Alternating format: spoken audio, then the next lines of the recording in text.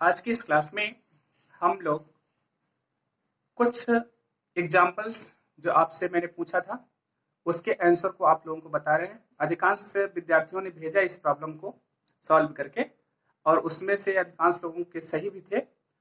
कहाँ से गलती थी, कैसे हमको उसको इम्प्रूव करना है, उसके बारे में हम एग्जाम्पल्स को बताते हुए आपको बता रहे हैं।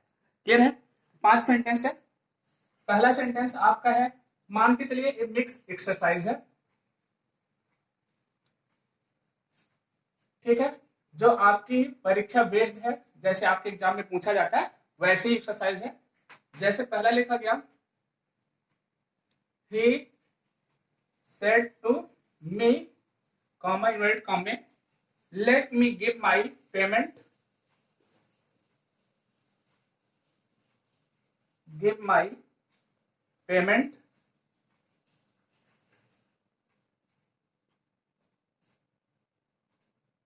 कॉमा, इसके बाद सर लगाया गया, लास्ट में इंट्रोगेशन मार्क लगाया गया। पहला आपका सेंटेंस था और इसको चेंज किस में करना था?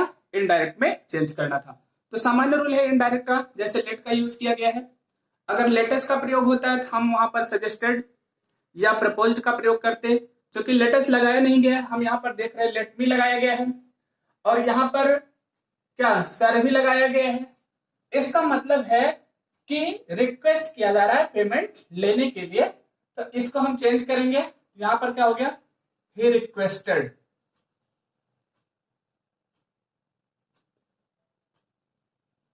He requested. रिक्वेस्टेड के साथ क्या लगाएंगे? मी। लेकिन यहां पर सर लिखा है, सर या मैडम को हटाने के लिए हम रिस्पेक्टफुली शब्द का प्रयोग करते हैं। अगर मतलब कहीं पर रिपोर्टेड स्पीच में आपका क्या लगाया गया, सर या मैडम लगाया गया, तो उसके लिए हम रिस्पेक्टफुली प्रयोग करते हैं। तो यहाँ पर क्या हो गया? He requested me respectfully. अब बाकी आप इंपरेटिव सेंटेंस की तरह इसको कर सकते हैं। टू लेट मी, देखिए फर्स्ट पर्सन का प्रोनाउन है, किसके अनुसार चेंज होगा? ही के अनुसार। To let him give my, किसके अनुसार चेंज होगा? फिर फर्स्ट पर्सन है, ही के अनुसार, हिज पेमेंट। इसमें आपको तनिक भी कंफ्यूजन करने की जरूरत नहीं है। ये सेंटेंस क्या है? परीक्षा में आने लायक है और इसको आप लोगों को ऐसे करना है। क्लियर हो गया? इसके बाद क्या है? हमारा दूसरा सेंटेंस था। इस सेंटेंस के तहत हमने पूछा था, he raised school, full stop, peon rang the bell,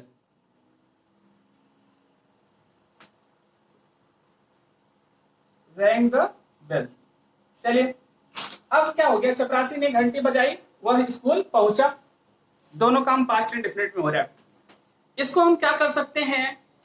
as soon as लगा के बना सकते हैं, आफ्टर लगा के, बिफोर लगा करके बना सकते हैं, व्हेन लगा करके बना सकते हैं। कई तरीका हमारा हो सकता है इसको बनाने का। अब हम किसी भी तरीके का यूज करके हम क्या कर सकते हैं? हम इसको कॉम्प्लेक्स सेंटेंस चेंज कर सकते हैं। क्योंकि आपको इसको सिंथेसिस करना था, इस सिंथेसिस के तहत इसको किसमें चेंज करना था? कॉम्प्लेक्स सेंटेंस में चेंज करना था।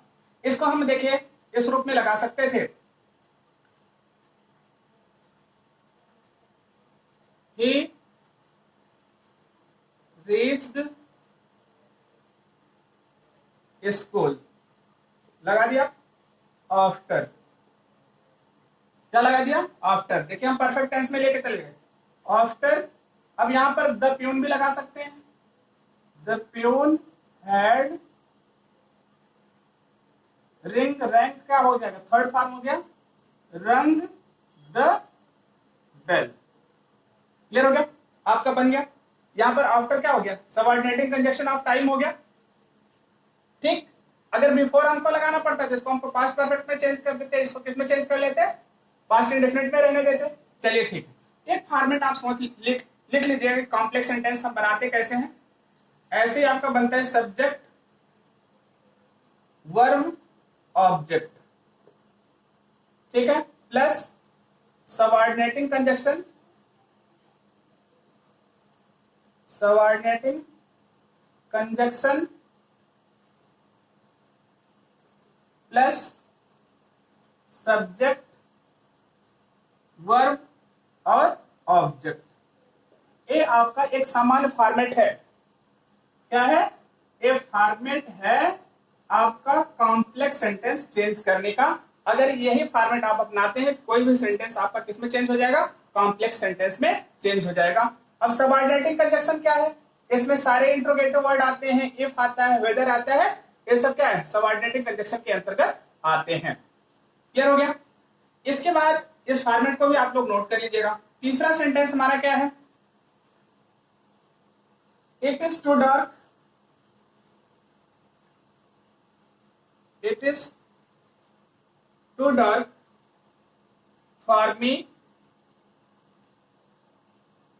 To see properly.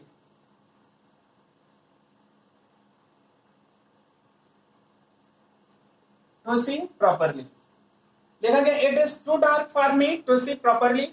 क्लियर हो गया? अब इसको आपको सॉल्व करना है। इसका मतलब क्या है? आपको दिया गया ब्रैकेट में रिमूव टू करना है। टू क्या है? ये एडवर्ब है। एडवर्ब टू को आपको हटाना है। टू यहाँ पर है, आप सामान्य फॉर्मेट को फॉलो करते हैं। यहाँ पर लिखा गया इट इज, टू के स्थान पे क्या आ गया? सो यहाँ पर लिखा गया क्या? Dark for. अब देखिए डार्क फॉर में लिखा ना, इसी को आपको सब्जेक्ट बनाना है। It is so dark that I मी लिखा ना। अब यहां पर चूंकि प्रेजेंट में है, यहां पर हम लिख दिया आई कैन नॉट, तो सी के स्थान पर क्या हो गया? See properly. क्या हो गया? To see properly. आपका सेंटेंस क्या हो गया?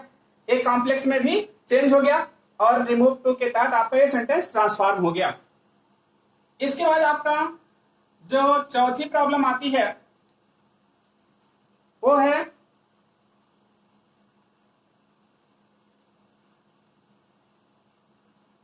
करेक्ट करना है आपका। लिखा गया he went to school, full stop.